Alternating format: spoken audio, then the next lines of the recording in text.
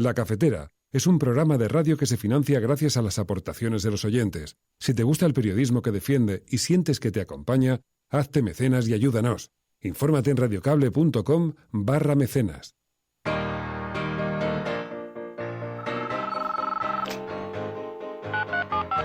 Son las 8:30 de la mañana. Las 7:30 en la Casa Museo de José Saramago, en Tías, Lanzarote.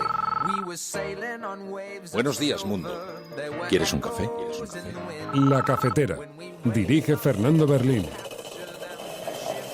En el programa La Cafetera de Radio Cable. Una entrevista en Radio Cable. Durante 20 minutos en Radio Cable y dice todo lo que van a escuchar. Mañana en La Cafetera de Radio Cable. Radio Cable, que ha conseguido una auténtica primicia, ha entrevistado esta mañana y ha conseguido situar esa entrevista y lo que le ha dicho en los titulares. Con María Navarro y Pilar de la Peña. La Organización Mundial de la Salud acaba de declarar la emergencia sanitaria internacional por la epidemia del nuevo coronavirus surgido en China. En todo el mundo, alerta mundial por coronavirus acaba de ser informado por la Organización Mundial de la Salud. Ya hay casos reportados en Alemania, en Japón y en Tailandia. La preocupación, la inquietud, la alarma en algunos casos global por el coronavirus. La France compte 5 cas confirmés de coronavirus. Good evening and thanks for joining us. We begin with news about the new coronavirus outbreak. Wie gefährlich ist das neuartige Coronavirus? Weltweit sind bereits mehrere hundert Infektionen bekannt, vor allem in China. I'm declaring a public health emergency of international concern over the global outbreak of novel coronavirus. The main reason for this declaration is not because of what is happening in China, but because of what is happening in other countries. Tras muchas horas de vuelo, reevaluarán a las personas que llegan. Entendemos que todas llegarán sin ningún síntoma de ningún tipo y por lo tanto irán todas juntas. Se les trasladará al Gómez Ulla, a una planta que está especialmente habilitada para que hagan la vida dentro de una situación muy irregular, que hagan una vida lo más normal posible. Yo hice una propuesta ayer de que abramos relaciones consulares. Estoy listo para abrir los consulados de Venezuela en Colombia ya. Y que nos dejemos las relaciones internacionales y las relaciones entre países vecinos no pueden regirse por ideologías.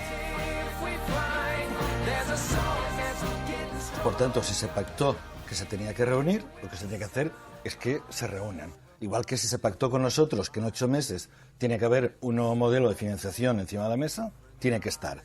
Segundo, yo que el diálogo debe de comenzar, aunque Torra sea ya un presidente, amortizado. Pero debe comenzar primero porque es la única solución.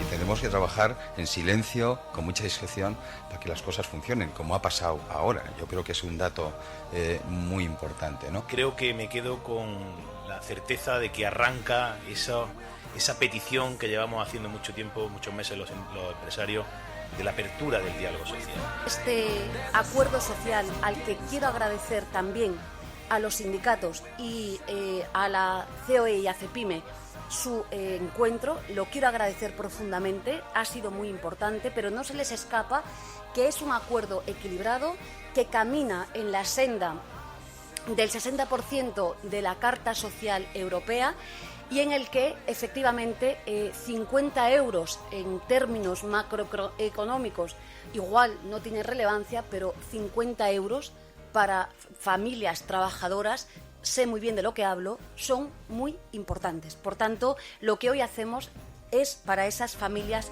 trabajadoras.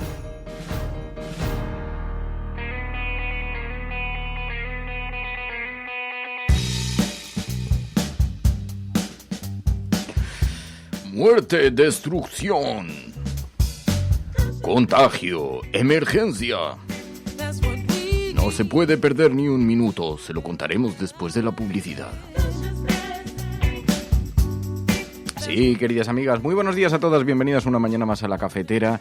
Escuchabais esos fragmentos de informativos repartidos por todo el mundo sobre la expansión del coronavirus, el nuevo virus que amenaza a la humanidad.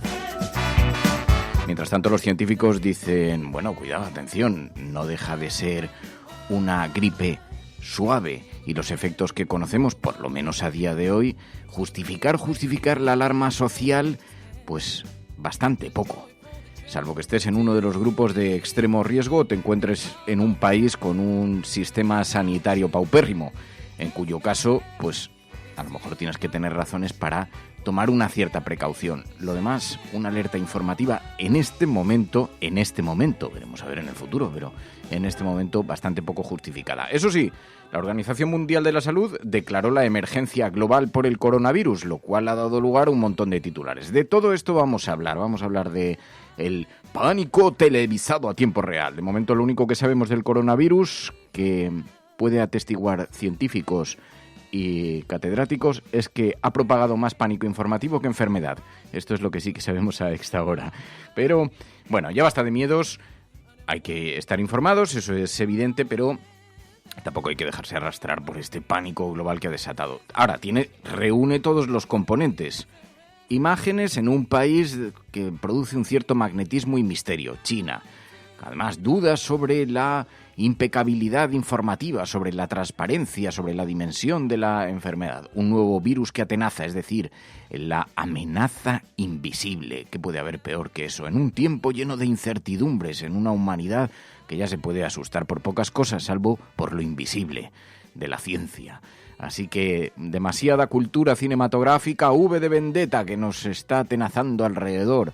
¿Os acordáis también de Years and Years? Bueno, pues todo eso en un cóctel de combinaciones, con unos programas informativos sedientos de vídeos, sedientos de titulares, en una sociedad que tiene ciudadanos con una cámara de televisión en el bolsillo. ¿Para qué quieres más? Menuda combinación más perfecto. Y eso sí, en todo caso, los científicos lo que advierten es que los índices de mortalidad son significativamente bajos en comparación con otras enfermedades parecidas, gripes, con otros coronavirus que ya conocíamos y que estaban igualmente extendidos, etcétera, etcétera. Así que mucha cautela en el manejo de la información a estas horas, lo cual no nos impide tampoco tener un espíritu crítico y, en todo caso, pues la prudencia que debe acompañar en cualquier caso, porque en lo que sí que coinciden los científicos es que cualquier sistema sanitario del mundo desarrollado hace frente a esto sin ningún inconveniente. Habrá mucha gente que incluso pase el coronavirus sin ni siquiera saberlo. Pero ciertamente en aquellos lugares donde el sistema sanitario es inexistente, pues puede haber motivos para estar preocupado. Bueno, buenos días a todos. Por eso hoy el hashtag de La Cafetera va a ser #LaCafeteraViral. De todo esto vamos a hablar. Vamos a hablar de la exageración, vamos a hablar de la televisión, del efecto propagador del miedo, el mejor de los marcadores de audiencias, y vamos a hablar con Mamen Páez, con Ángel Trianero, con Meteorito, con Rodrigo, con Elena, con Ferran, con un montón de gente que se incorporan ya a esta hora y a quienes pedimos que utilicen el siguiente hashtag: #LaCafeteraViral. #LaCafeteraViral. Como está utilizando David MF, dice: más vale vacunarnos contra el peor de los virus, la propaganda, la ignorancia. Aquí está la vacuna en la cafetera. Bueno, y hoy además es viernes, pero además un viernes muy especial. Hoy sí, definitivamente, es el día en el que el Reino Unido abandona las instituciones europeas definitivamente. Hoy día 31 de enero de 2020 se abre un nuevo espacio, aunque es verdad que los acuerdos van a seguir vigentes hasta final de año, los acuerdos bilaterales entre el Reino Unido y la Unión Europea. Pero hoy es una fecha simbólica, vamos a hablar del Brexit, lo vamos a hablar con Pilar de la Peña y también con Ana Pastor. En Plata o Plomo vamos a analizar algún documental que, bueno, ha puesto el foco, la mirada en los antecedentes. ¿Por qué llegamos a donde hemos llegado en esta ruptura de relaciones entre el Reino Unido y la Unión Europea? Lo hablaremos después en Plata o Plomo. Pero además, hoy es viernes de cuento con Ainhoa Goñi. Los relatos de Ainhoa Goñi. Hoy leído por Pachi Freitez, Motitas, Marrones y Verdes. Sobre la gente sin hogar, sobre lo difícil que se hace sobrevivir en una sociedad que mira impasible a la gente que vive a nuestro alrededor en la calle. Pues después hablaremos con Ainhoa Goñi, con Pachi Freites y escucharemos este relato para cerrar una semana que en todo caso nos ha dejado importantes noticias, algunas de ellas relacionadas en el ámbito de la salud, el coronavirus, que hoy ocupa las portadas, ahora lo veremos, y también pues el Brexit, también desencuentros, Madrid, Cataluña, la convocatoria electoral, el anticipo de las elecciones en Cataluña, todavía está por ser concretada la fecha exacta, también el salario mínimo interprofesional, así que hay muchas cosas que podemos comentar, para lo que os pido vuestra ayuda. Hoy no está María, además tenía previsto estar este viernes fuera, así que os pido vuestra colaboración para que me hagáis compañía en una mañana como esta. Porque sí, queridos amigos, esto es una gran familia y, en efecto, en la familia, bueno, la gente se abraza. Buenos días. It's such a hard work ahead, but there's still a chance. Because we are conscious, trying not to forget it won't be done in a day. Because we are conscious, saying consciousness until the end of the way. Because we are consciousness, learn lost renewed every day.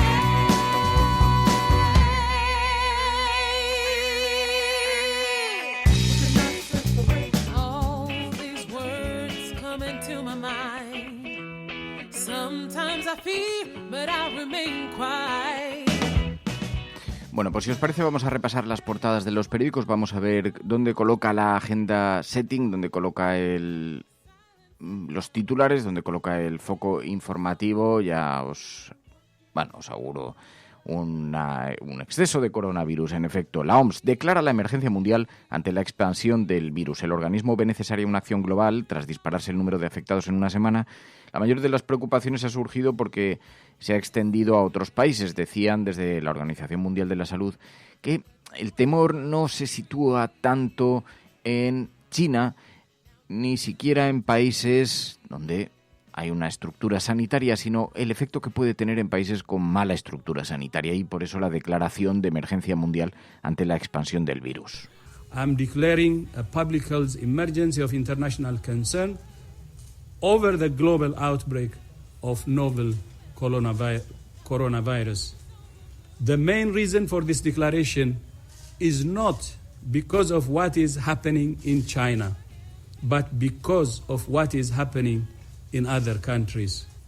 Our greatest concern is the potential for the virus to spread to countries with weaker health systems and which are ill prepared to deal with it. Así que la OMS declara esta noticia. Hay muchas noticias, es verdad, todos los días, y hay que elegir aquellas noticias que tienen relevancia. Esta noticia está en las portadas de todos los periódicos del mundo, en todos los informativos del planeta. Es verdad, hay una expansión que va más allá de lo médico, de lo sanitario, de lo higiénico. Hay una expansión informativa, pero lo cierto es que hoy es la gran noticia en los medios de todo el mundo. Y el coronavirus protagoniza los debates en todas las televisiones. La Organización Mundial de la Salud acaba de declarar la emergencia sanitaria internacional por la epidemia del nuevo coronavirus surgido en China.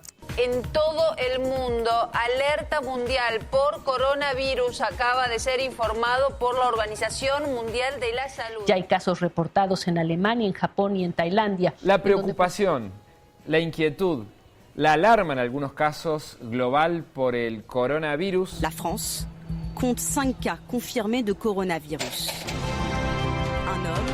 Good evening and thanks for joining us. We begin with news about the new coronavirus outbreak. Wie gefährlich ist das neuartige Coronavirus weltweit? Así que podéis aprender a decir coronavirus en todos los idiomas posibles, con todos los acentos posibles. Pero es verdad, la emergencia lo que sí que implica es la coordinación de los países en torno a medidas preventivas y a planes de contingencia, dice hoy el periódico El País, porque el organismo lo que ve necesaria es una acción global tras dispararse el número de afectados en una semana. Las proyecciones que hacen los científicos, en efecto, son de una gran expansión, y para el periódico ABC, el planeta Tierra lleva mascarilla. Esa es la portada del periódico ABC, dice: la amenaza del coronavirus chino.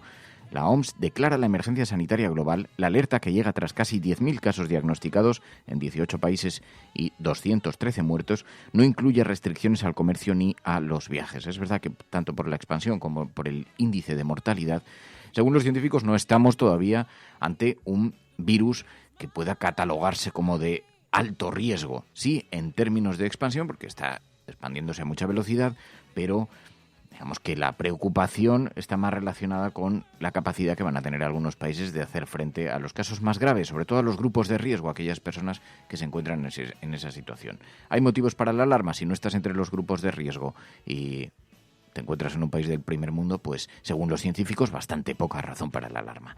Dice además, huyendo de Wuhan y del coronavirus con los Iayuwai, las últimas horas del enviado del mundo en la zona cero.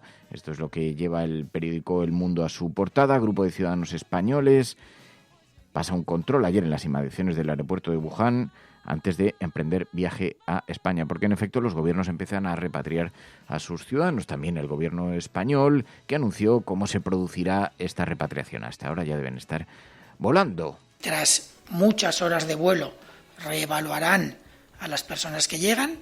Entendemos que todas llegarán sin ningún síntoma de ningún tipo y por lo tanto irán todas juntas. Se les trasladará al Gómez Ulla, a una planta que está especialmente habilitada para que hagan la vida dentro de una situación muy irregular, que hagan una vida lo más normal posible. Estas personas, al no ser casos, la probabilidad de contagio es muy, muy, muy pequeña. Por lo tanto, van a poder recibir a sus familiares, van a poder recibir visitas, pero siempre utilizando medidas de protección, porque si no estaríamos rompiendo la cuarentena. Claro, hay un montón de cultura literaria, cinematográfica, decía Elena Noruega, ensayos sobre la ceguera de José Saramago. ¿Qué pasaría si el mundo de pronto entrase en colapso, en caos, porque toda su población se quedase ciega? Bueno, pues es el apocalipsis, la distopía que debería ser cambiada de las estanterías de los videoclubs, si es que siguen existiendo, o de las categorías de los Netflix. Deberían cambiar de distopía a actualidad, porque la reacción de los medios de comunicación está siendo absolutamente abrumadora. Mientras tanto, también en el periódico La Razón, portada de españoles, dice que tuvieron que buscarse el transporte para llegar al aeropuerto, españoles con mascarillas saludando a las cámaras. Así será la repatriación. Rusia cierra sus fronteras tras la contaminación de China. Emergencia internacional por el coronavirus. El golpe para la economía china es, dicen los expertos, los economistas, que va a tener muy importantes consecuencias porque además es uno de los motores de la economía global. Pero claro, que este país, que está considerado el principal competidor en los grandes mercados para Estados Unidos, para las grandes potencias económicas mundiales, de pronto se ve asediado por una crisis como esta que arrastra. Imaginaos lo que supone para los transportes internacionales. Imaginaos lo que supone para todo su mercado de consumo internacional relacionado con la alimentación, etcétera, etcétera, porque aquí juega un papel muy importante la información, pero también la desinformación. Así que el golpe para la economía china es absolutamente brutal, según los expertos. Va a tener importantísimas consecuencias y esto puede arrastrar también a las economías globales. Así que si alguien se pensaba que estábamos vacunados contra el pánico y contra el histerismo, estaba muy equivocado. En las portadas de los periódicos, este es el asunto. También en La Vanguardia, la OMS declara la alerta mundial. Dice La Vanguardia, la Organización Mundial de la Salud declaró ayer la alerta global por el nuevo coronavirus que ya ha provocado 7.700 infectados, 170 muertos y hasta en Italia las autoridades bloquearon un crucero de 6.000 personas, 400 españoles, por un caso sospechoso de coronavirus que después fue descartado, aunque nos acompañó en televisión el bloqueo del barco durante horas también. Bueno, mucha atención global sobre esta alerta sanitaria, sobre la repatriación a cada país de los ciudadanos que se encontraban residiendo en China y sobre la declaración de la OMS. Pero vuelvo a insistir una vez más. Los científicos insisten en que advierten que el índice de agresividad de este virus hasta el momento es bajo. Es muy bajo, entre un 2 y un 4% de mortalidad, dependiendo de las cifras a las que hagamos caso de víctimas mortales. Pero hay quien dice que, según los datos que tenemos sobre la mesa, ni siquiera llega al 2, estaría en el 1%. Para que os hagáis una idea, el ébola se situaba cerca del 50%. Es decir, la virulencia era muy alta. Por eso, tanto miedo. Sin embargo, este es un virus que estaría en los indicadores parecidos a los de la catarro o la gripe. Así que la OMS, volvemos a insistir, lo que ve es preocupación sobre aquellos países que no tengan capacidad sanitaria, para lo que declaran la emergencia internacional, de forma que se puedan preparar tanto planes de actuación y de contingencia en los países más desarrollados como en aquellos que necesitan de apoyo externo. Y lo dijo claramente la OMS. But because of what is happening in other countries, our greatest concern is the potential for the virus to spread to countries with weaker health systems and which are ill prepared to deal with it. Y nos recuerda un poco a lo que vivimos con el virus SARS o lo que vivimos con la gripe A. ¿Os acordáis? Una alerta global también, con muchísimo impacto, muchísima preocupación, hasta el punto de que España anunció la inversión de 270 millones de euros en vacunas que quedaron almacenadas. Más de 30 millones de dosis de vacunas con sus envases, con sus cositas y con todo eso almacenadas y que, bueno, se fueron estropeando con el paso del tiempo porque no fueron necesarias. Claro, a cualquier administración le dices, bueno, pero es que tienes que tomar la decisión, invertir dinero o no hacerlo, tomar precauciones o no hacerlo. ¿Qué haces? Pues tomar precauciones. Al fin y al cabo, solo es dinero. Bueno, muy contentos en todo caso los departamentos de comunicación de los grandes laboratorios farmacéuticos, que deben estar emitiendo notas de prensa cada minuto, y se busca una vacuna para esta variante de un coronavirus, que por otra parte ya existían. Los coronavirus los conocemos desde hace mucho tiempo, convivimos con ellos con bastante cotidianidad, pero no concretamente con esta variante del coronavirus. Así que esto en la fotografía internacional, en las portadas de todo el planeta. Portadas de todo el planeta, pero con especial interés en los tabloides más amarillistas. Y mientras tanto, otros muchos asuntos que están protagonizando también la actualidad. El salario mínimo interprofesional ayer quedó firmado, quedó sellado por el gobierno, también por los agentes sociales, por los empresarios y por los sindicatos. Acuerdo, consenso, para alcanzar el salario mínimo interprofesional.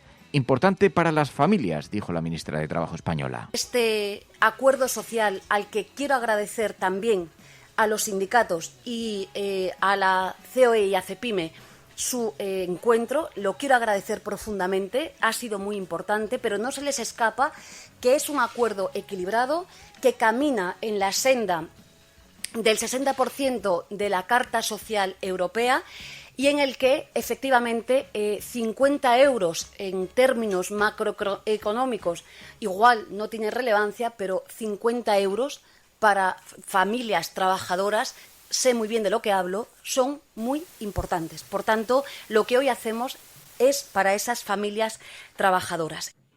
Eso decían desde el Ministerio de Trabajo, porque en efecto, demasiado pánico entre los supuestos economistas que alertaban del impacto que para la economía podía tener subir el salario mínimo interprofesional. 50 euros. 50 euros por trabajador. Si eso es una gran subida, si eso puede causar un terremoto en las empresas, es que muy mal estaban esas empresas. 50 euros por empleado. Claro, en realidad además se ha dado un debate bastante estéril y bastante falso. Por ejemplo, sabéis que se han producido estos días algunas movilizaciones, manifestaciones de trabajadores del campo. Trabajadores del campo porque están reclamando que se intervenga sobre el precio final. Algunos dicen, claro, producir un litro de aceite cuesta €1. Si te lo pagan a 0,70, ¿cómo voy a producir ese litro de aceite o de otros productos? Ha habido reclamaciones, ha habido una movilización, una manifestación, además junto a un lugar donde iba a comparecer el ministro, de forma que ha tenido mucho protagonismo en los medios de comunicación, y los agricultores se quejan de las dificultades en el precio. ¿Qué ha ocurrido? Que algunos oportunistas han conectado las dos cosas y han dicho, Se sube el salario mínimo interprofesional, por eso el campo está mal. Primero, es falso, el campo está mal estructuralmente en España desde hace muchos años y tiene que ver con los precios y tiene que ver con unos intermediarios que están controlados por los grandes compradores, que son 4 grandes empresas, y que están extorsionando directamente a los pequeños productores. Así que se les aprieta. Pero es mentira que subir el salario mínimo interprofesional, es mentira, no dejéis que nadie os engañe con este asunto. Subir el salario mínimo interprofesional esté teniendo consecuencias en los trabajadores del campo. Y es mentira por las siguientes razones. No es más que una fake news a la que se ha sumado, por cierto, Guillermo Fernández Vara, presidente de la Junta de Extremadura. Y es mentira por lo siguiente. Porque los trabajadores del campo se rigen por su propio convenio, por el convenio del campo, que tiene consideraciones diferentes en cada comunidad autónoma.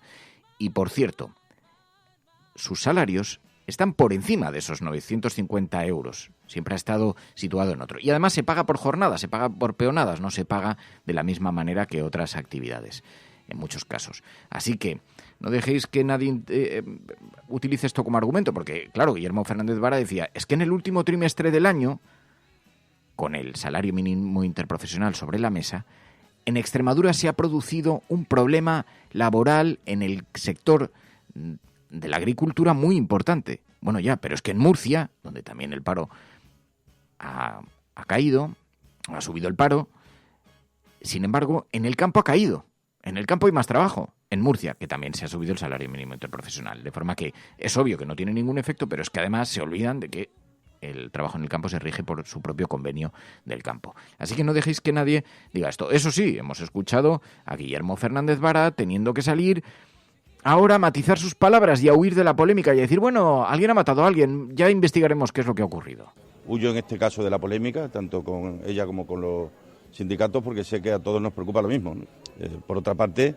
A todos nos preocupa lo mismo, pero no tardó ni un minuto en criticar el salario mínimo interprofesional porque emanaba de las manos del Partido Socialista y de Podemos. Lo cual llama la atención porque él también forma parte del Partido Socialista. Pero... yo en ningún momento he negado la subida del salario mínimo. Es que me hace mucha gracia las interpretaciones que oigo. Me parece como si no hubieran leído u oído toda mi intervención, ¿no? Yo dije que estaba no solo a favor, sino que yo me quedé en política para defender la unidad de España y defender a la gente más humilde, a los trabajadores y trabajadoras que están en peores circunstancias, y por esa razón yo defiendo la subida del salario mínimo. Otra cosa distinta es que crea que hay que analizar las consecuencias en todos y cada uno de los territorios. Así que una polémica, bueno, bastante estéril en todo caso, pero que nos acompaña. Ayer, en todo caso, Comisiones Obreras, UGT, daban la bienvenida al salario mínimo interprofesional. Es un impulso a la masa salarial en España, es un impulso a los salarios de este país y, sobre todo, es un impulso a las condiciones de vida de la gente que más ha sufrido la crisis. Eso decían, y también los empresarios aplaudían, la CEPIME y la COE, el diálogo social, que se recupere este espacio de diálogo social. Y tendremos que trabajar en silencio, con mucha discreción, para que las cosas funcionen, como ha pasado ahora. Yo creo que es un dato muy importante, ¿no? Creo que me quedo con la certeza de que arranca esa petición que llevamos haciendo mucho tiempo, muchos meses los empresarios, de la apertura del diálogo social. Bueno.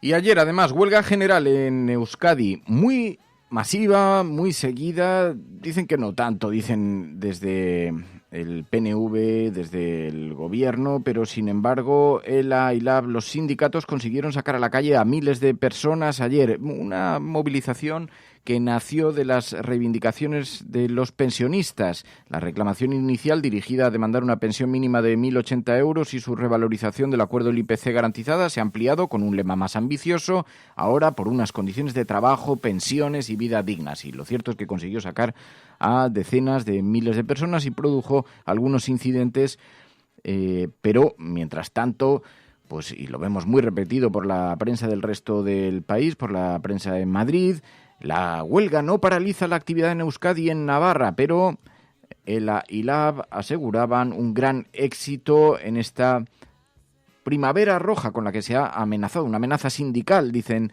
los grandes medios de comunicación. Pero las imágenes nos muestran, en efecto, un gran seguimiento de esta huelga en Euskadi. Bueno, esto en lo que se refiere a la actualidad nacional, que, como podéis imaginar, también tiene el foco colocado en Cataluña. Porque ayer se produjo una situación de una cierta incomodidad, algo sonrojante para el Gobierno de España, porque anunció que iba a mantener una reunión con el presidente de la Generalitat de Cataluña y en el último minuto, como el presidente convocó elecciones, dijeron, pues no será esa reunión hasta pasadas las elecciones. Y luego lo tuvieron que matizar a última hora de la tarde. Así que entre este encuentro y desencuentro se ha producido un cierto debate sobre la improvisación del gobierno, la incapacidad o si están o no sometidos, plegados a Esquerra Republicana. Eso es lo que dice el periódico La Razón hoy en su portada. Sánchez se pliega a Esquerra Republicana para mantener viva la legislatura. Pero Joan Baldoví también decía, el diálogo es necesario entre comunidades autónomas y tenemos ya que poner de una vez por todas en marcha una respuesta a lo que está ocurriendo. Por tanto, si se pactó que se tenía que reunir, lo que se tenía que hacer es que se reúnan. Igual que si se pactó con nosotros que en 8 meses tiene que haber un nuevo modelo de financiación encima de la mesa, tiene que estar. Segundo, digo que el diálogo debe de comenzar, aunque Torra sea ya un presidente, amortizado. Pero debe comenzar primero porque es la única solución. Sin diálogo, evidentemente, esto no evoluciona hacia ningún sitio y estamos 2 años hablando de lo mismo. Y segundo, porque el PP, Vox y Ciudadanos hagan lo que hagas, siempre les tiene que parecer mal. Pues por tanto, empecemos ya de una vez por todas. Y tercero, una idea que a mí me gustaría poner aquí. Llevamos algunos políticos valencianos, de todo el Estado, hablando de Cataluña y además entendemos que toca, que es nuestra obligación porque es un problema de Estado. Pero a nosotros también nos gustaría oír al señor Torra o algunos políticos que están siempre pensando en esto, que también se dieran cuenta de que si esto no avanza, algunos, como los valencianos, tenemos el problema de la infrafinanciación encima de la mesa. Y hoy se ha intervenido ya una comunidad autónoma infrafinanciada como es Murcia. Bueno, pues eso decía Joan Baldoví en esta polémica tan estéril, que durará lo que dure hasta que se produzca esa reunión, que en principio está prevista para el día 6, la reunión con Torra, y después la mesa de partidos que será conformada posteriormente. Bueno, sea como fuere, este es el debate colocado. Y mientras tanto, el Partido Socialista, Adriana Lastra, advierte el riesgo del crecimiento de la extrema derecha. Mirad, aquellos que dicen que de momento son pocos, que en España no nos va a llegar a pasar lo que está pasando en Francia, o lo que pasó en Brasil, o lo que pasó en Estados Unidos, o lo que estuvo a punto de pasar en Italia, lo que hay que decirles es que ya conocemos la historia. Sabemos que van a empezar una guerra cultural, que van a venir a atacar todo aquello que hemos construido durante 40 años, todos juntos, unos más que otros, sobre todo los socialistas, ¿vale? Pero que van a venir a acabar con ello. Que han empezado por la educación pública, inventándose un problema inexistente, pero que pone en riesgo y en cuestión nuestra educación pública, a los profesores que son la base del sistema. Pero van a empezar también con la sanidad pública, con las pensiones, van a empezar con todo aquello que para nosotros es fundamental.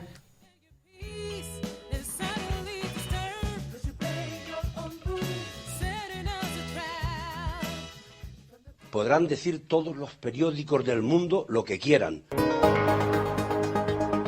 Secessionist parties in Catalonia have wasted no time following the reconvening. Vamos a esta hora con información de último minuto. A esta hora en España, el ex vicepresidente del gobierno... En España finaliza el recuento de votos en los comicios municipales y autonómicos con una participación del... En las últimas semanas hemos podido comprobar cómo los medios de comunicación internacionales... Imagínense cualquier lector de la prensa extranjera que descubre que al que se propone para el Banco Mundial... A Spanish nurse who helped treat 2 Ebola victims in Madrid has tested positive for the disease herself. Spain announced that a nurse is the latest to be diagnosed.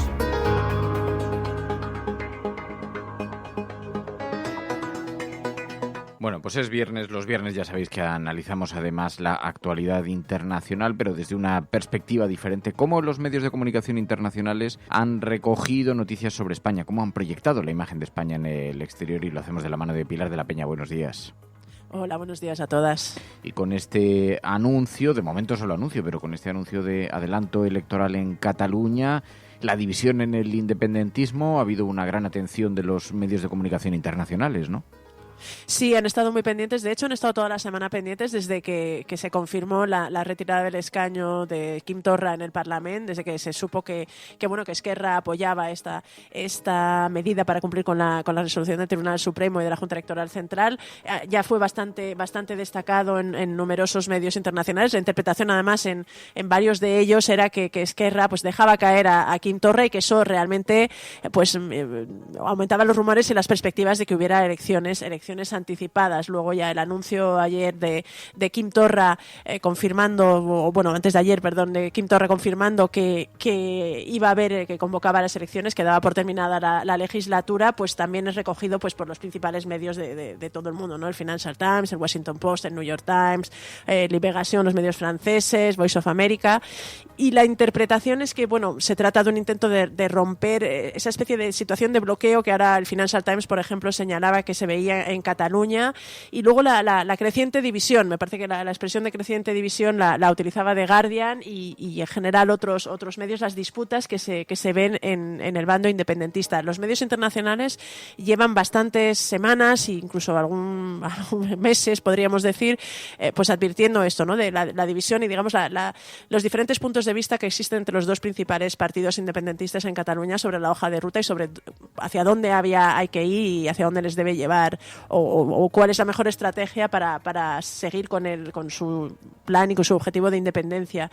Y en este sentido, pues algunos medios interpretan esta convocatoria electoral como un intento de revitalizar el movimiento, de recomponer la unidad, aunque también hay algunos medios que señalan que puede haber un cambio de fuerzas, un cambio de equilibrio de fuerzas. Alguno como Libération, por ejemplo, advertía que los independentistas podrían perder la mayoría en la Cámara. También hay algunos medios que señalan que Esquerra podía haberse beneficiado, pero en general lo que se destaca es que se abre un nuevo periodo de incertidumbre para Cataluña y para España, que es otra de las cosas que también interesa mucho a los medios internacionales, la posibilidad de que esto repercuta en el gobierno de Pedro Sánchez, en este gobierno que ha echado a andar hace relativamente poco y que además se ha apoyado en Esquerra Republicana para la investidura y con la que probablemente cuente el presidente del gobierno para sacar adelante determinados proyectos de ley en el Parlamento. Y en ese sentido, pues los medios internacionales señalan que estas elecciones habrá que ver cómo se desarrollan. También destacan que todavía no tienen fecha, que es decir, que puede que todavía tarden unos meses, pero sí les interesa y ponen especialmente el foco en lo que puede significar de seguir con la incertidumbre en Cataluña y seguir con la incertidumbre en la política española. Hoy, esta semana también hemos visto a Guaidó viajando a España en esta gira que está haciendo por la Unión Europea y la posición, la ambigüedad de nuestro país en sus relaciones con Latinoamérica. Esto ha sido destacado también por un centro de estudios, un cambio en nuestra estrategia, en nuestra posición. Sí, es un think tank francés, IRIS, que justamente coincidiendo más o menos con el viaje de Guaidó, señalaba esto, ¿no? La perspectiva de que España, tras una especie de retirada que había protagonizado en los últimos años en Latinoamérica, había dado pasos como para señalar que estaba de vuelta y que además tenía una perspectiva de una visión a largo plazo. Y en este sentido mencionaba pues un poco la posición de España en Venezuela, intentando tener una posición propia a medio caballo y un poco de bisagra entre lo que a lo mejor abordaban o abanderaban algunos países en Latinoamérica como México y Uruguay, muy a favor del diálogo, y sin realmente estar asumiendo del todo la posición de presión que se había ejercido desde la Unión Europea. Destacaban que había habido un nivel intermedio.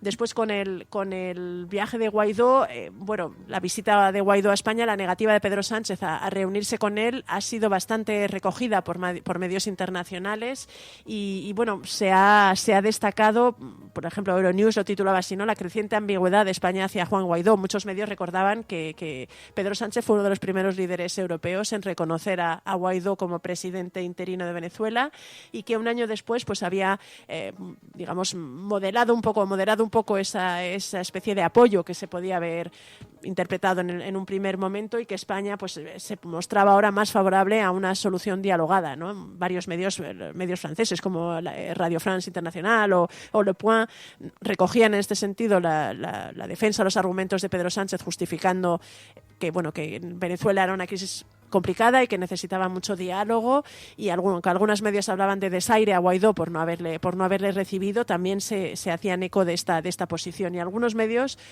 me parece que era pues la propia Radio France Internacional, destacaba que esta nueva posición del gobierno también podía haberse visto influenciada por el hecho que el actual gobierno español es de coalición y está Unidas Podemos en él. En este sentido sí que se aprecia una ligera, aunque hablan, y por ejemplo Euronews decía, no se puede ver todavía un cambio claro de política en este sentido, pero sí se deja ver unas ligeras modificaciones. Oye, hay una noticia que viene retratada también en algún medio internacional que habla de un relator de Naciones Unidas que está en España para evaluar los esfuerzos del gobierno en el trabajo de reducir la desigualdad. Sí, esto lo hemos visto en The Guardian, que es un artículo que nos ha llamado la atención porque hablaba eso de cómo un experto en pobreza extrema en Naciones Unidas, en realidad es el relator de pobreza extrema y derechos humanos de Naciones Unidas, Philip Alston, está ahora mismo en España en un viaje, en una de sus últimas misiones, además en el cargo, 12 días parece que va a estar en España, y se trata eso un poco de investigar y de determinar pues la pobreza, la desigualdad en España, hasta qué punto hay una población española pues en dificultades, qué está haciendo el gobierno, qué se está haciendo desde las instituciones para pues reducir esta desigualdad y para ayudar a las personas en situación más vulnerable. En este sentido, pues destacaba que iba a prestar especial atención pues a los asuntos de la vivienda, la educación, la sanidad, y que se trataba de un personaje además que hay bastante expectación sobre el informe que puede realizar, porque en algunos de los estudios que hizo, por ejemplo, en Gran Bretaña y en Estados Unidos, resultaron bastante polémicos para los gobiernos, y acusó, por ejemplo, en Reino Unido al gobierno de haber empobrecido sistemáticamente a una parte significativa de la población, y en Estados Unidos pues también se mostró muy crítico con la administración Trump por haber exacerbado la desigualdad. En ese sentido está ahora mismo en España, es interesante, decía The Guardian que va a recorrer pues Madrid, Galicia, Euskadi, Extremadura, Andalucía y Cataluña, y que va a evaluar un poco el sistema de protección social y cuál es la situación de España en este aspecto. Aunque el propio artículo de The Guardian citaba a Alston diciendo que hay indicadores bastante claros que sugieren que España pues tiene un problema significativo con la población menos favorecida. Bueno, y hay otros temas también en materia de energía. España reduce su dependencia del carbón. Esto ha sido recogido por Bloomberg. Recogido y destacado además como una cosa bastante importante, porque el artículo de Bloomberg lo que señala es que España podría realmente cumplir con su compromiso de reducir la dependencia del carbón antes incluso de lo que se pensaba, ¿no? Este artículo lo que destaca es que España es probablemente el país que está recortando su dependencia de los combustibles fósiles y en concreto del carbón casi más rápido de toda Europa, e incluso cita la fecha de 2027 como la fecha en la que España podría estar libre de cualquier energía relacionada con el carbón. Explica que esto se trata en parte de los esfuerzos del gobierno por intentar pues luchar contra el cambio climático y apostar por las energías renovables y por otro modelo energético. También de las empresas, destacaba en este sentido que las compañías eléctricas pues en España pues Iberdrola y Naturgy ya han anunciado el cierre de sus centrales de carbón, y Endesa es la única que mantiene alguna, aunque está previsto además que se vaya reduciendo con bastante rapidez la dependencia o la energía producida por esta energía, y destacaba que esto se debía en parte a dos digamos circunstancias. Una de ellas es las políticas activas en favor de las energías renovables, y otra es que realmente el carbón estaba cada vez dejando de ser rentable, y digamos el precio del carbón hacía que ahora mismo para las compañías pues no fuera especialmente interesante producirlo, y que por ejemplo en 2019 España había tenido su mínimo histórico de energía producida por el carbón. Pero todo esto lo que destacaba es que podía acercar a España a ser uno de los primeros países, y mucho antes de lo que se pensaba, estar realmente en esto de que llaman el carbón cero, ¿no? Es decir, libre de cualquier energía relacionada con el carbón. Oye, en otras noticias no relacionadas directamente con nuestro país, además del coronavirus que hemos hablado a lo largo de estos días, la dimensión las consecuencias internacionales, los efectos internacionales y el pánico que se ha extendido a los medios de comunicación es el virus que más rápido ha extendido el pánico y la exageración en los medios de comunicación. No sé si era muy contagioso, pero desde luego lo que ha contagiado es el amarillismo.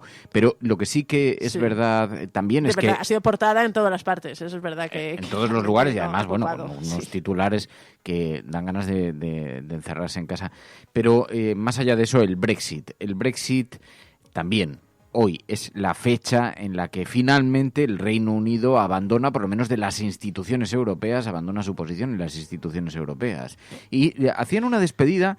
Pilar, te quiero pedir tu consideración porque es verdad, ha sido muy, muy destacada por los medios de comunicación. Los europarlamentarios se pusieron en pie y cantaron.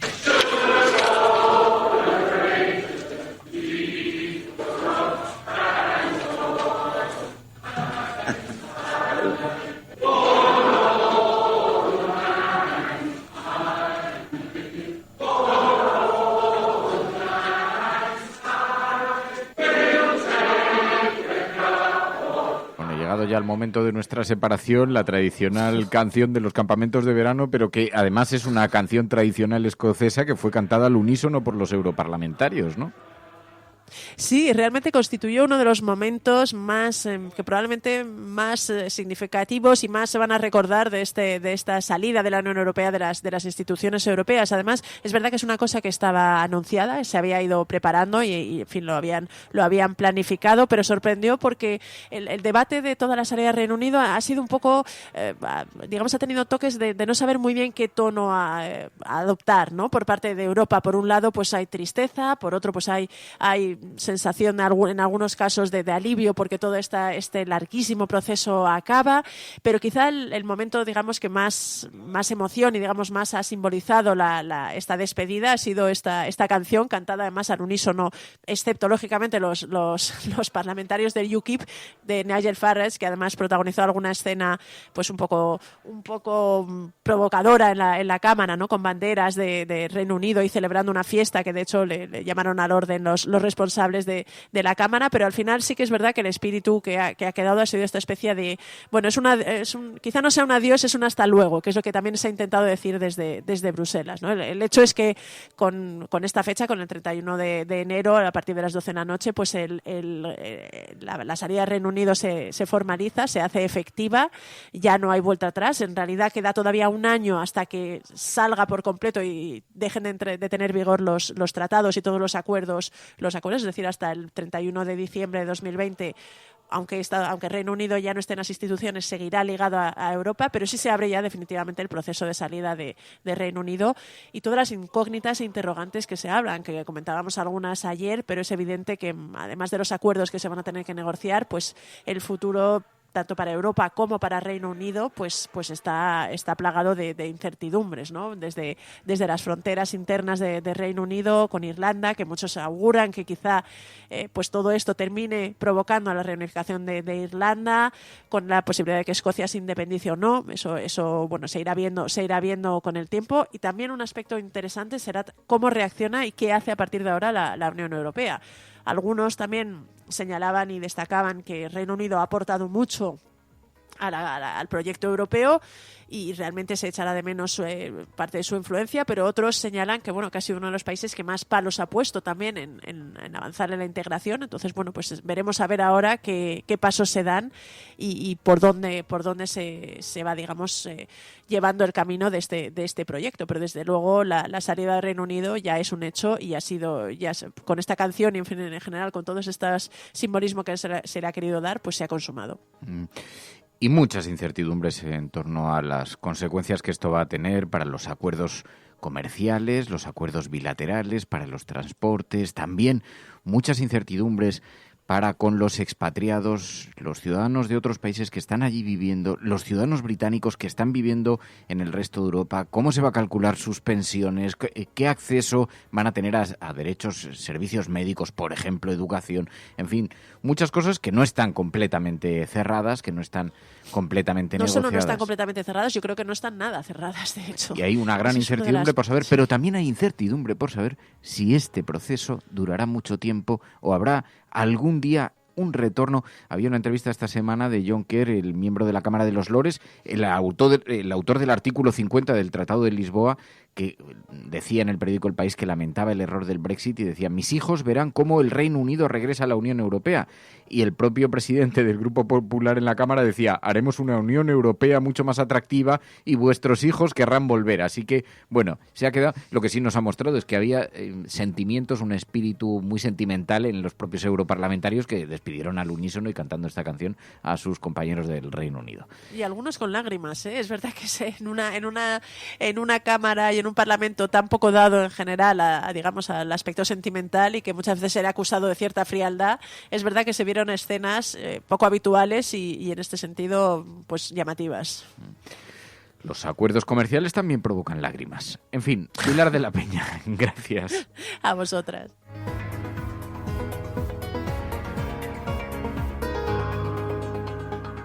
Pero bueno, ciertamente si hablamos también de el Brexit, hay algunos documentales que podemos estos días recomendar y que nos pueden dar un poco de perspectiva sobre las razones de la salida del Reino Unido. Plata o plomo, el mundo en series. La Cafetera y Neutral presentan Plata o plomo.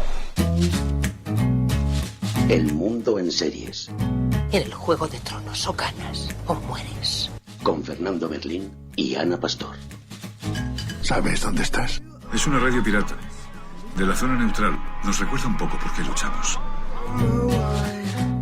La noche es oscura y alberga horrores. La noche es oscura y alberga horrores. Nada cambia de golpe. Si estuvieras en una bañera que se calienta poco a poco, morirías hervida sin darte cuenta.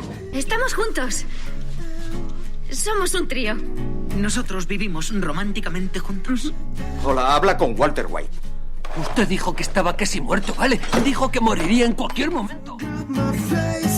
Éramos capaces de ser y hacer todas esas cosas porque estábamos informados por grandes hombres reverenciados. Plata o plomo, el mundo en series y en documentales también, como esta semana. Ana Pastor, muy buenos días. Muy buenos días. Porque esta semana nos acercas un documental, claro, no puede estar más de actualidad. Hoy es el día del gran divorcio entre la Unión Europea y el Reino Unido, el backstage del Brexit. Es un documental, lo podemos ver creo en Filmin, también en Amazon, en alguna otra plataforma, pero es un documental que revela estas interioridades, ¿no?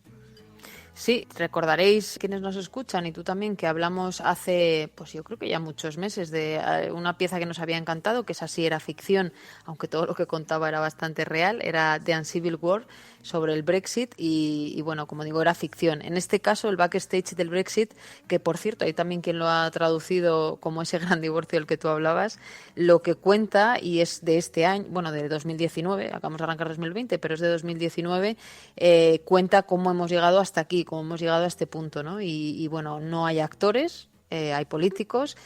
Si en el caso de Uncivil War giraba todo en torno a la figura del gran asesor y del propio Boris Johnson, entonces, en este caso, que insisto, no es ficción, se centra mucho más en gente como Farage, líder del UKIP, y otros que ahora comentaremos. ¿Y por qué te ha llamado la atención? ¿Qué es lo que te ha gustado? Bueno, yo creo que sitúa bien, y es interesante verlo estos días, porque habrá muchas preguntas que responder sobre cómo se materializa a partir de ahora el Brexit, del que tantísimo hemos hablado, y porque introduce personajes, entre comillas, secundarios, como por ejemplo Tony Blair o como François Hollande, ¿no? Además de Farage. Y bueno, son caras conocidas, o Michel Barnier también, un poco cuentan la trastienda de cómo se fue gestando la separación. Hay digamos un elemento en común de todo lo que hemos estado viendo en torno a este asunto, que son las fake news, de cómo la campaña del Brexit se centró muchísimo en las mentiras y cómo en tiempo real algunos trataron de remar a contracorriente denunciando esas mentiras, pero hubo una gran parte de la población, como ya hemos contado también otras veces, que las creyó y también se utilizó la tecnología, etcétera, ¿no? Entonces, bueno, yo creo que es una pieza interesante porque te enseña un poco las tripas de las administraciones y porque no es ficción, salvo que en algún caso hayan mentido, claro. She is still our leader, and for her to be disrespected by that bunch of gangsters in Brussels is disgraceful. Only as an independent country, free of the European Union, not governed by these horrible, unelected old men, can we choose our own destiny? Es un documental que está codirigido por un periodista franco-británico, por Thomas Johnson, y por el corresponsal de Le Monde en Londres, por Eric Albert.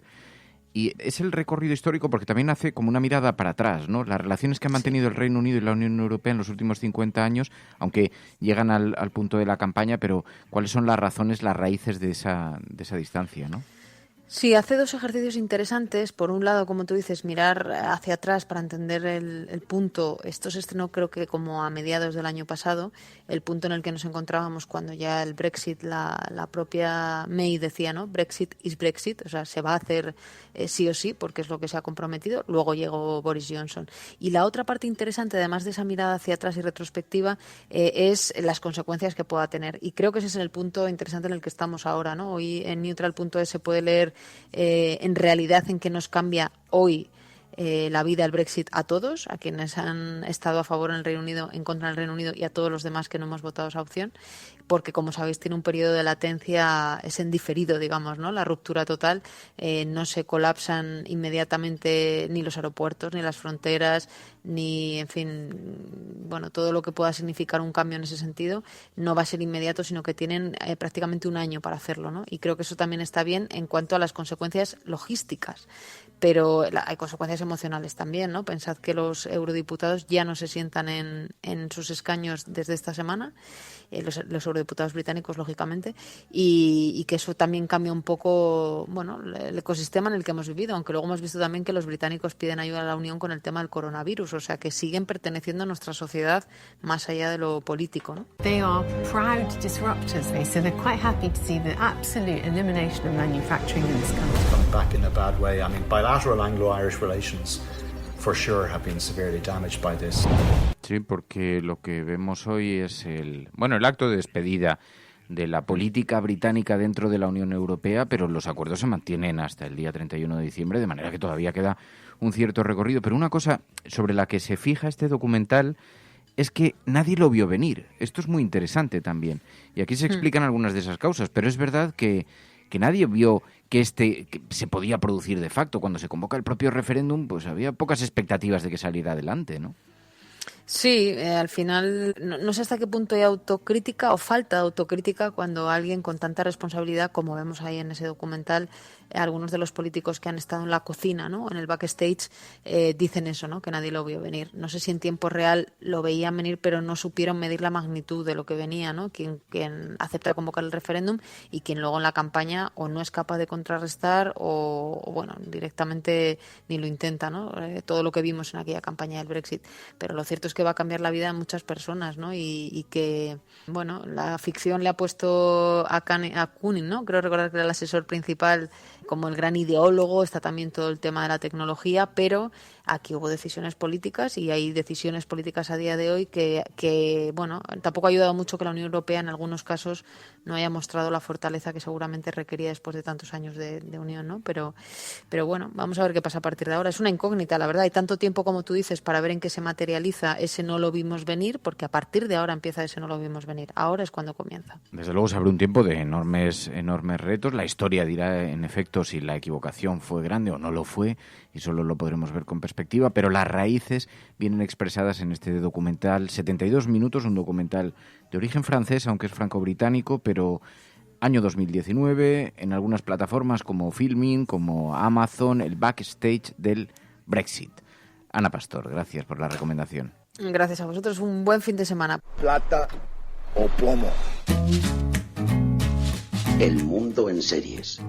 En el Juego de Tronos, o ganas o mueres. Con Fernando Berlín y Ana Pastor. ¿Sabes dónde estás? Es una radio pirata. De la zona neutral. Nos recuerda un poco por qué luchamos. La noche es oscura y alberga horrores.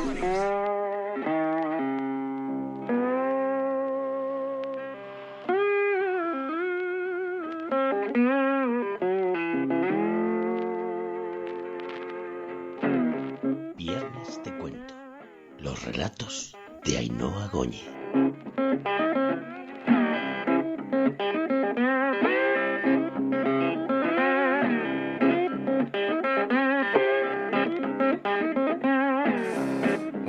Perfecto viernes de cuento. Ahora vamos a hablar con Ainhoa Goñi, contactaremos ahora con ella, pero me acompaña aquí en el estudio Patxi Freites. Patxi Freites, buenos días. Hola, buenos días, Fernando. ¿Cómo me gusta recibirte y que te vengas a tomar un café aquí por las mañanas? Ay, a mí me encanta. Si no estuvieras tan ocupado, te tendrías que instalar aquí. A mí me encanta. Estar aquí en el Nido del Águila es uno de los mayores placeres que yo puedo sentir.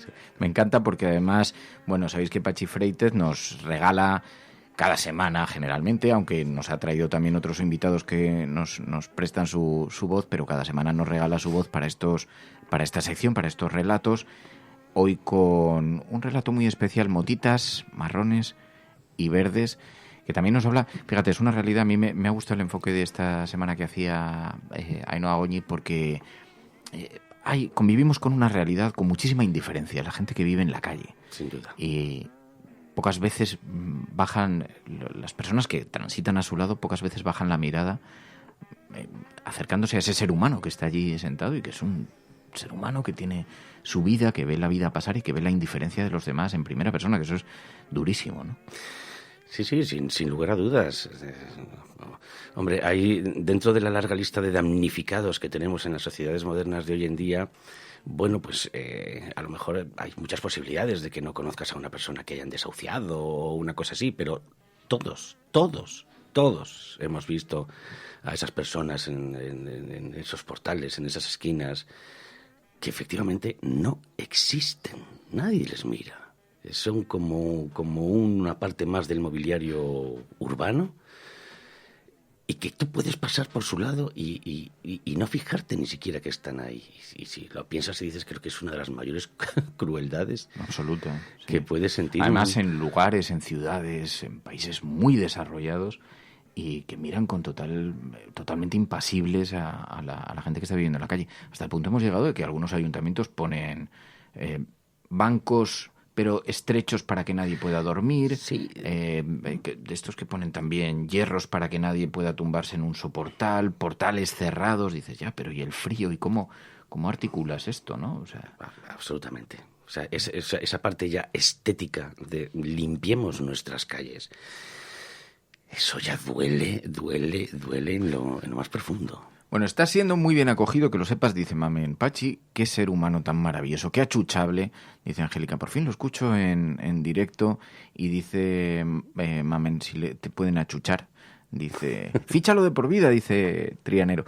Es verdad, la radio a ti te encanta además, si va a ser tu vuelta natural. La radio siempre me ha gustado. Entré en la radio hace muchísimos años, tú lo sabes, de rebote en la cadena SER, estuve un tiempo allí y bueno, digamos que las bambalinas, el teatro y los focos me llamaron mucho más, pero yo sigo estando profundamente enamorado de la radio y venir aquí, sentarme contigo con un micrófono delante es uno de los mayores placeres que yo puedo sentir. Yo te agradezco el cariño, pero sabes que no lo comparto, que al contrario, el regalo nos lo haces tú. Y además, yo creo que te conocí por Gracia Moreno, ¿es posible? Exacto, sí, por Nos conocimos por Gracia y por oyente también de este programa. Y creo que nos conocimos en una primera comida de desvirtualización que además organizaste tú, porque es que luego encima es que eres más amigo de tus amigos, eres más generoso y más activo. Bueno, yo es que soy del norte, ¿eh? Hostia, pero en el norte también hay gente fría, pero sí, lo tuyo es que te ha salido. Sí, pero en el norte el concepto de la amistad la sublimamos alrededor de una mesa con un buen chuletón y un buen vinito, un buen crianza. Y aquello había que hacerlo así, no había otra manera de hacerlo. Bueno, hoy es viernes, viene con plena... No, estás bastante ocupado porque estás rodando una serie de televisión y tienes todos los días. Sí, y ensayando una obra de teatro a la vez. No puedo estar más pillado. Está muy ocupado, pero también Patxi, algunas veces le conseguimos convencer para que se venga y se viene al programa o bien a La Chimenea, que el otro día... Joder, ¿tú crees que te puedo...? Lo que pasa es que por la mañana, pero con tu voz que tienes, ¿tú crees que te puedo convencer para que cojamos la guitarra y cantes la nana? ¿Aquí? Sí. No. No. Patxi no se arranció. ¿Sabes qué te gusta? No. Si escucháis la voz de Patxi Freites cantando una nana con la guitarra, bueno, la tengo... Joder, pues es que no lo había pensado. Si no, tendría el audio preparado. en una noche de estas de resistencia que te grabé? Tengo que tener unos cuantos gin tonics en el cuerpo para que yo me atreva a hacer una cosa así. No te sabía tímido, no te sabía.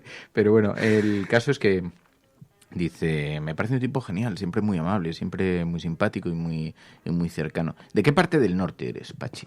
Pues yo nací en Pamplona y me crié en Logroño. Lo que pasa es que siempre he tenido la mitad de la familia en Iruña y la otra mitad en Logroño. Ahora ya en Logroño ya no me queda nadie y ya solamente me queda familia en Pamplona. Pero vamos, soy riojano de adopción, porque los riojanos me adoptaron, me mimaron y me quieren, pero yo tengo el corazón partido en dos, porque una gran parte de mi juventud, de mi infancia, la pasé en Navarra y allí tengo algunos de los recuerdos más bonitos de mi vida. Del norte, y eso, claro, le conecta también con la gastronomía y entonces le gusta comer bien, le gusta el vinito de Rioja, en fin, es agradable estar con Pachi Freites, tenerle siempre cerca. Y estás actuando, estás preparando una obra y en Servir y Proteger. Sí, sigo en Servir y Proteger. Una serie de televisión. Y ya estoy ensayando una función que si Dios quiere la estrenamos el 21 de febrero con Iñaki Miramón y Jun Barrera. Los dos actores muy conocidos y yo creo que muy queridos también por el público español. Y bueno, si Dios quiere, pues ya te digo, estrenaremos en el Teatro Cervantes de Alcalá de Henares el 21 de febrero y espero que nos vaya muy bien. Bueno, ya tendremos tiempo de que te vengas a hablar de la obra de teatro, pero la obra también tiene un punto de partida provocador, divertido. Sí, bueno, la verdad es que sí.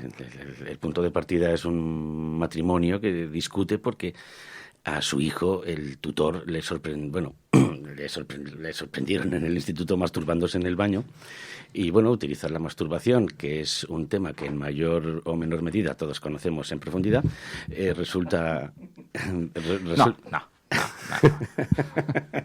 Programas somos muy de Vox. Es un punto de partida muy divertido y a partir de la cual hacemos una especie de disección de la pareja tal y como la concebimos hoy en día. Y creo que va a hacer pensar a mucha gente acerca de que muchas veces no basta con amar. No basta con amar. Sí. Hay que hacer otras cosas. Sí. Ay, el amor y la pasión. La pasión. ¿De qué sirve el amor si al cabo la pasión muere? Pues... No, pero es verdad que vivimos tiempos... Oye, que podemos extender. ¿Hasta qué hora puedes tú? ¿Cómo vamos? Bueno, yo de aquí salgo corriendo a ensayar.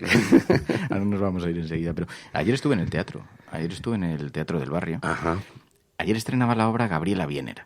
Esta obra de teatro de la que hablamos el lunes pasado en la sección de feminismo. Sí, lo escuché. Una apología al poliamor. Del poliamor, una apología. Me encontré allí a Willy Veleta, que estaba por allí, también a Marta Nebot, a Virginia Pérez Alonso de Público. Y la verdad, la obra de teatro, fíjate que, porque cuenta la relación de Gabriela Biener, que es una escritora peruana, y cuenta su relación. Ahora escribe en el New York Times, es una tía muy prestigiada y una escritora maravillosa. Y cuenta su propia historia real de amor, que aparecen además en el monólogo que hace, con un hombre, con una mujer, y con los que tienen una familia. Entonces son una familia de 3 y tienen 2 hijos. Y entonces cuentan las dificultades que han tenido que pasar, sus propias crisis de pareja, ¿no? Que son parecidas a las crisis de pareja convencionales, pero ampliadas. Y es muy graciosa, tiene un punto de partida súper provocador, y la verdad es que contra el pensamiento así un poco... En fin, digamos, tradicional, es maravillosa. Me encantó Gabriela Biener. Después me acerqué y le dije, oye, que soy de la cafetera, hablamos esta semana, vengo a abrazarte, te tienes que venir al programa, así que te la recomiendo mucho. Sí, no, desde luego. Además es que a mí son temas que me interesan mucho. A medida que tú ya vas cogiendo una edad, ya has transitado diversos caminos en tu vida, ya has conocido lo que es la relación de pareja. Yo en mi caso, ahora estoy separado, pero estuve 15 años casado. Felizmente con una mujer absolutamente maravillosa y con la que gracias a Dios me sigo llevando de maravilla, pero bueno, a estas edades digamos que dices, bueno, me voy haciendo mayor, pero sin embargo las ganas, la curiosidad por saber ¿Qué más caminos hay? ¿Cuántas ramas más tiene este árbol? Pues cada vez se van haciendo mayores. Por eso a mí todo este tipo de temas me resultan verdaderamente interesantes. Por un lado también me dan un poco de miedo, porque claro, la educación está judio-cristiana con la que nos han encorsetado toda la vida. La verdad es que nos asfixia un poco. Pero sí me atraen enormemente, me produce muchísima curiosidad la posibilidad de que el amor pueda tener tantas formas, tantas maneras. ¿Y por qué no? ¿Por qué no va a ser tan legítima como las demás? Y el ejercicio de transformación de todos los valores que tenemos y cómo están cambiando, y es brutal. Y también la prisión que tenemos por la propia educación. A mí me tiene... Pero el otro día hablaba, y luego vas arañando en cada puerta en un vecindario, en tu edificio, y te vas encontrando con que cada casa es un mundo, cada modelo de familia es una historia, que parece que todo tiene unos elementos comunes, y luego cuando empiezas a arañar, dice cada historia tiene una relación y una historia. Bueno, estás escuchando La Cafetera, vamos a hablar enseguida. Pachi Freites nos va a leer enseguida este relato.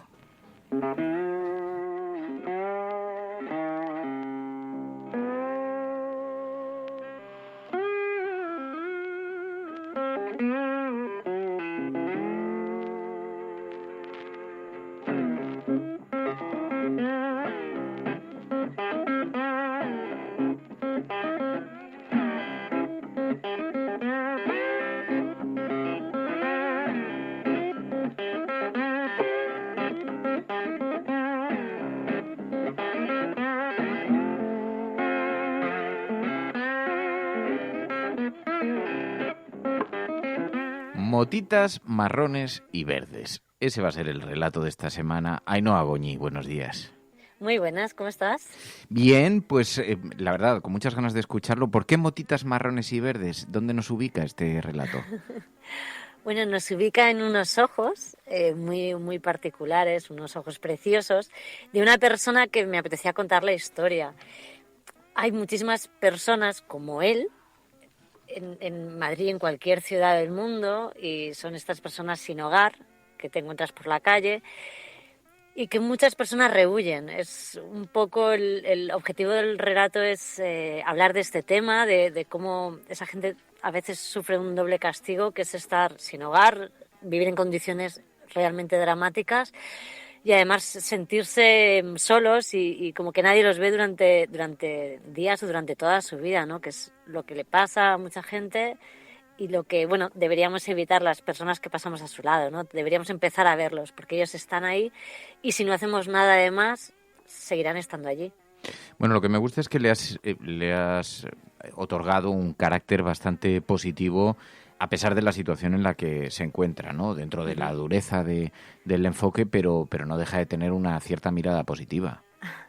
Sí, porque además hay momentos en la vida, y nos habrá pasado a todos, que tienes un momento complicado y que de repente pasa alguien que no tiene por qué ser una persona de tu familia o un amigo cercano, pero alguien te da la clave o alguien de repente te agarra de la mano y te ayuda a seguir adelante, ¿no?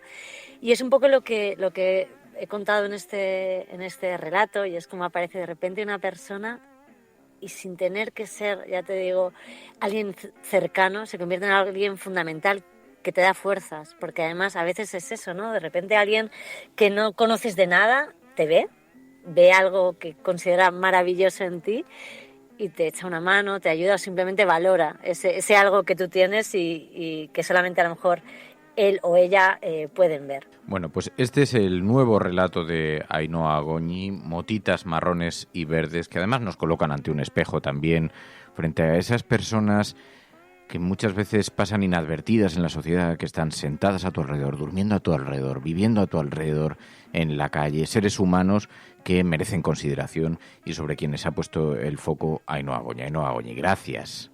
Muchas gracias a ti. Un abrazo.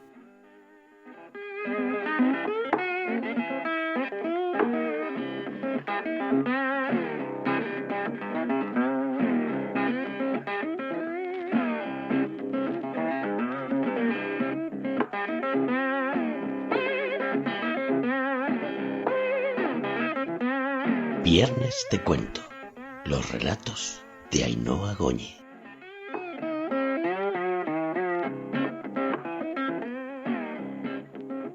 Motitas, marrones y verdes. Ayer empezó el verano. ¡Ay, qué día más bonito! Eso sí, aunque el sol llevaba saliendo al menos una semana, las temperaturas no habían subido lo suficiente para no pasar frío por la noche.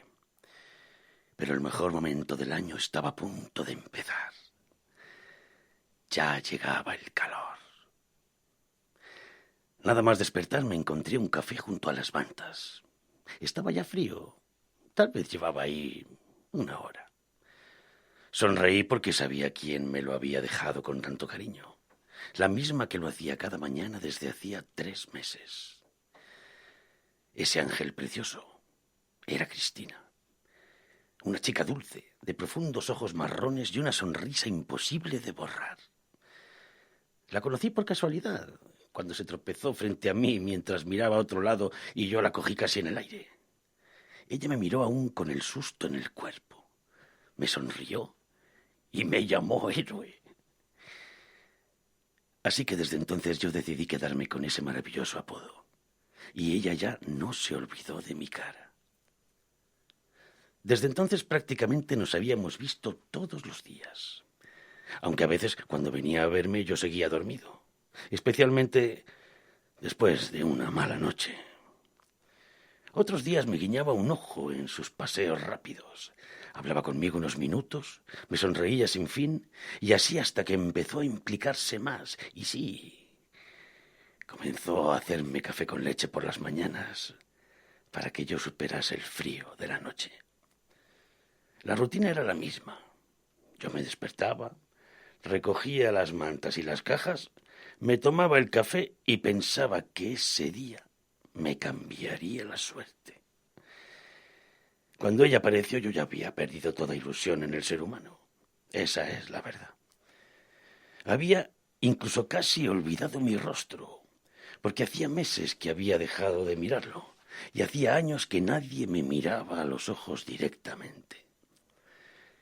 Yo tengo los ojos con motitas marrones y verdes, dispersas, que solo descubres si me miras con atención.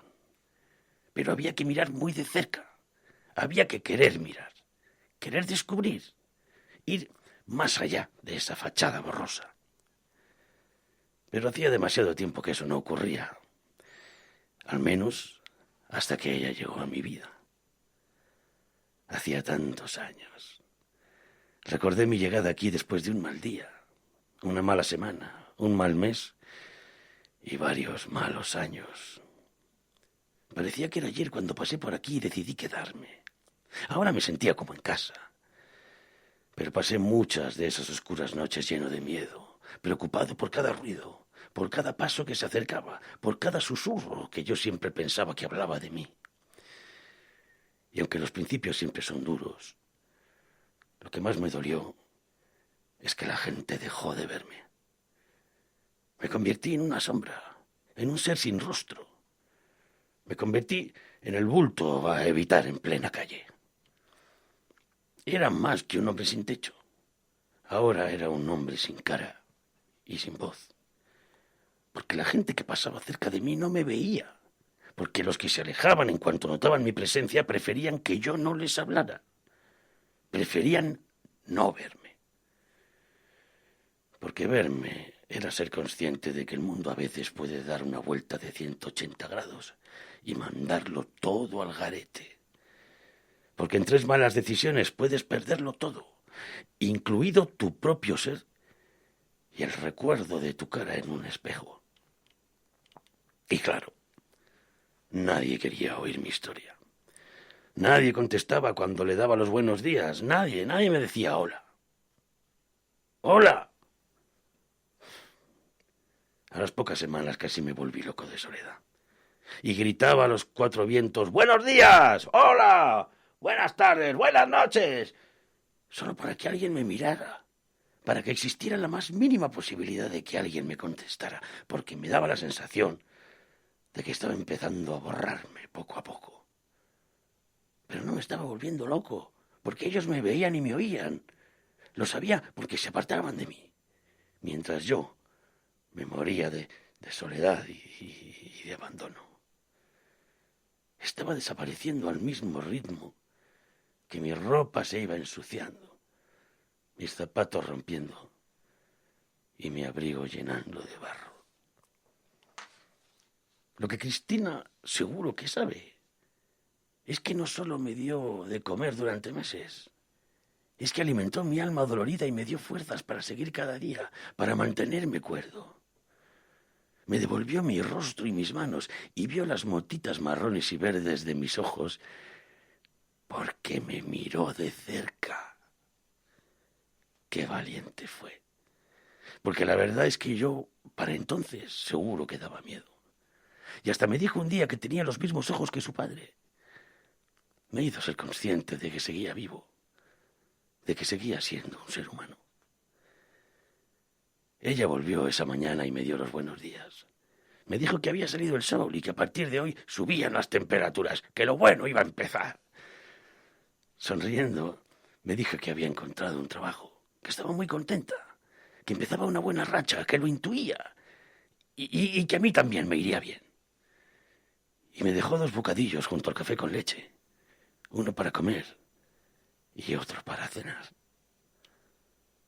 Había que celebrar lo de su nuevo trabajo, me dijo. Y aunque luego se fue lejos, muy lejos, y ya no volví a verla, su recuerdo me alimentó durante años.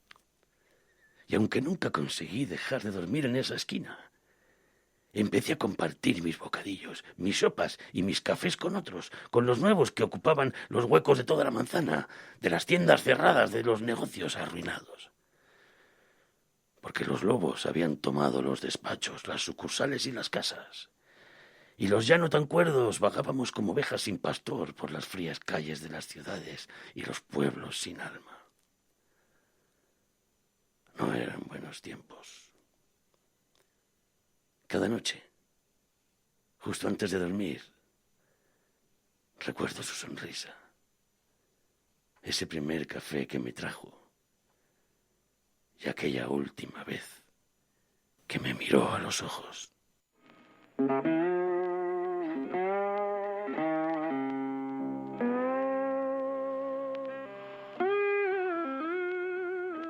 La Cafetera es un programa de radio que se financia gracias a las aportaciones de los oyentes. Si te gusta el periodismo que defiende y sientes que te acompaña, hazte mecenas y ayúdanos. Infórmate en radiocable.com/mecenas. Bravo, Pachi Freites, sobre este texto de Ainhoa Goñi. Pachi, gracias, qué bonito, qué maravilla. Pachi Freites está sentado con una lágrima en los ojos. Es que no lo puedo evitar. Pero gracias por tu sensibilidad, gracias por tu voz, y por saber colocarte tan bien en el lugar de este ser humano que ha retratado Ainhoa Goñi también en este relato. Bueno, nos vamos a marchar, vamos a dejar así la cosa. Gracias, Pachi, de corazón, y ya sabes que aquí tienes tu casa, lo que necesites, lo que quieras, cuando quieras, y siempre que es un gustito recibirte cuando tienes un ratito para escaparte, que sepas que aquí está el lugar. Claro que sí, así lo siento siempre. Bueno, muchísimas gracias a todas de corazón. Dice, extraordinario, he llorado, dice Belkis, bravo, dice Pipistrello, Lara, dice, qué bueno, qué artistazo que es, dice Hortense, el conde de Montecristo, Marta, Ángel enviando manitas, maravillosos, qué bien, madre mía, bravo. Bueno, hasta mis perros han dejado de ladrar para escuchar a Pachi, dice Lara, qué artistazo que eres, dice... y lo Goya eterno para Pachi, precioso, dice Sideralcat. Bueno, es que de todas maneras es que tenemos en la cafetera, la familia cafetera es maravillosa, y además es que tenemos la suerte de tener una pluma como la de Ainhoa Goñi, que está pidiendo a gritos que esos cuentitos salgan a la luz y se cuenten. Y yo estoy encantadísimo de ser una de las personas que se encargan de eso. Adiós, cafetera, gracias, de corazón. Un beso muy fuerte.